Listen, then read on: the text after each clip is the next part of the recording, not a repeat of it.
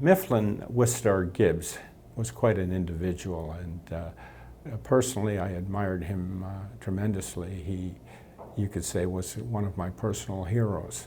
If you consider the fact that at the time period, this is back in the mid-1800s, the Civil War was still going on in the United States. Slavery was still legal at that time in the United States. There were slave states and there were free states.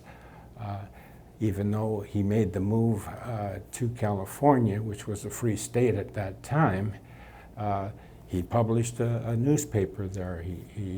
Prior to even going there, he was an anti-abolitionist when it came to slavery. And he was known with Frederick Douglass and traveled with Frederick Douglass when he lectured about the abolition of slavery.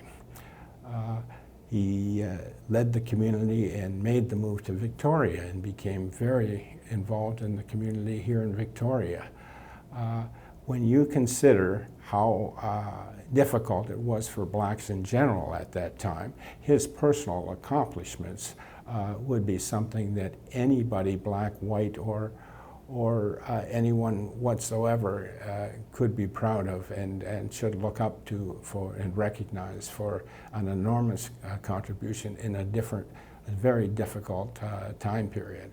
So being black myself, I can appreciate how difficult it must have been for Mifflin and other blacks at that time, but it just pulls on my heartstrings, so to speak, to read and learn about Mifflin and his accomplishments, which were continued on well beyond his 10 or 12 years in Victoria. He went back to the States and became a lawyer after attending Oberlin College. He became a judge back in the state of Arkansas following the Civil War.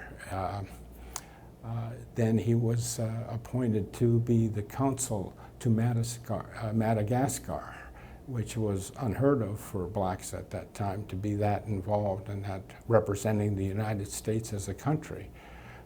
He did so much, and there was so much anybody would consider an accomplished life for anyone, black or white. And so I think that's one of the main reasons I considered him to be, of all the pioneers that we can be proud of, that paved the way for other blacks to come, that helped BC stay in Canada.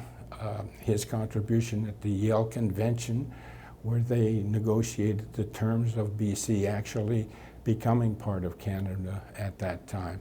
And it prevented the annexation of BC or Vancouver Island to the United States. It was a very real possibility.